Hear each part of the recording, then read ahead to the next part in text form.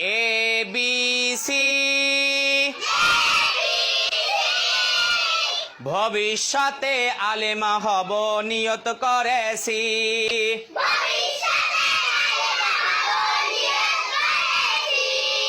D E F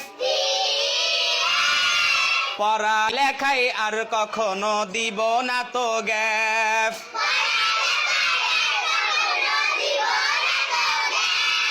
G H I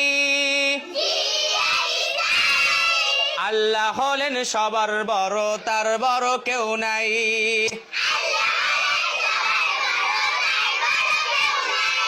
J K এল পড়ালেখা না করিলে করতে হবে ফেল।